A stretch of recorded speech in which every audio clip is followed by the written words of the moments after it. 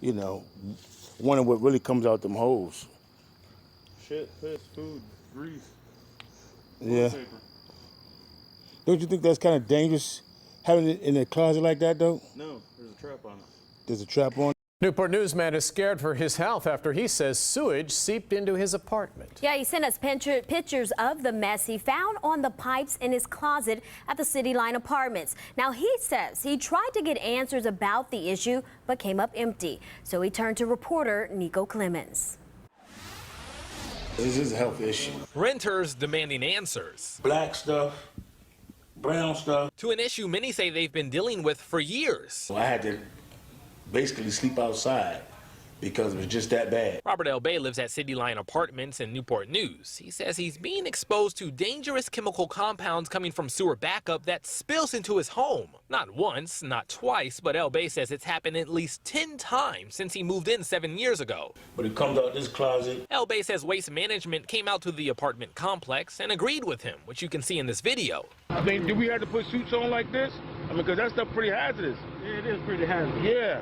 So El-Bey wrote several letters to the property manager, and so far, no response. I'm living in waste. We spoke with the property manager, but she declined to comment. We called the regional manager, but have not heard back from her.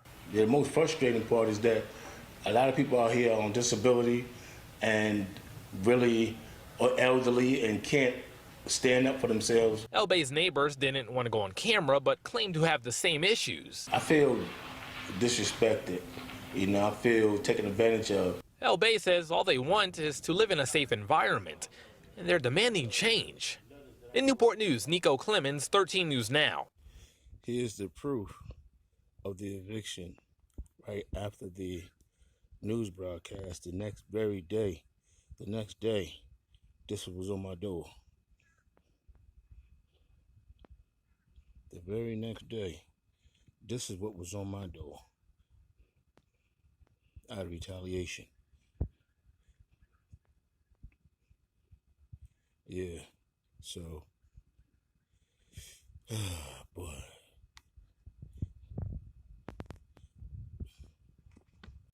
The very next day after the news broadcast, I had an eviction notice. They gave me an eviction notice out of retaliation. And like I stated then, and I state now, we all out here are low income, disability, don't really have any money to fight this type of situation. We have a hazardous situation that apparently the city don't even care about, let alone the rental office. We have sewage that comes out of our closet. I've been out here since 2010, and like the news broadcast said, it didn't happen at least 10 times. And none of the maintenance men could tell me what it is that come out that closet. I'm just recently finding out that I've been exposed to hazardous waste ever since 2010. Ever since 2010, you know, they would just come and clean it up like it was nothing, you know, blaming on us, stating that people put grease in their sinks and stop the system up, and they just clean it up like it was nothing. They never tell us, or they never told us that we had waste. We've been in waste. And they gave an eviction notice because I'm going to stand for everybody that's on disability, that everybody out here that have a voice, that was like myself, didn't even know that what come out that closet is waste. We didn't know that. Like, I didn't know that. I'm just finding out this year. This is 2017. And I'm just finding this out. So I'm thinking about all the times I've been to the hospital with these conditions, not even knowing that one of the causes is being exposed to this waste. that hasn't been properly cleaned up neither. No, then one of the times that I've been exposed to this,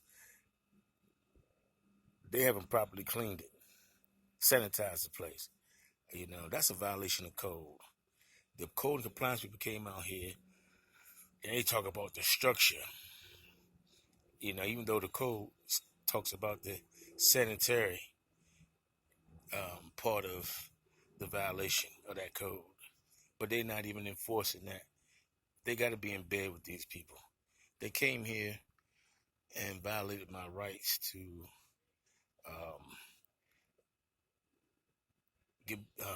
to be in my home, in my private home, without being, well, I say my Fourth Amendment right.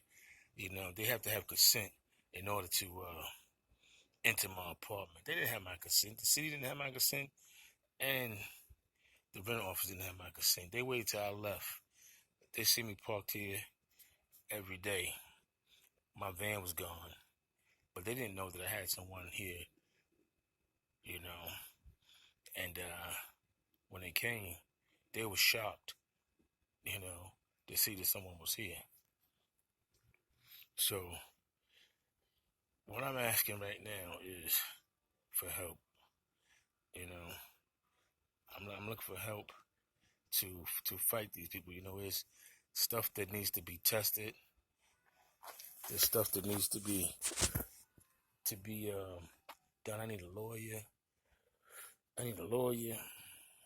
I need professionals, and it just ain't right, to be in a position, to be in a helpless position, to be disabled, to be basically, living month to month barely, and they could just take advantage of us like this. This going out to, I want to reach Carson, the head of HUD, the brother that's supposed to make sure there's better conditions for us to live in, so I want to be able to speak with him, show him this situation, and I'm just asking for money for a lawyer, to probably do a little documentary on it also, because it's a lot that needs to be exposed, so I'm gonna keep everybody up to date, how I'm spending this money, how I'm going about bringing these people to justice. This place floods, and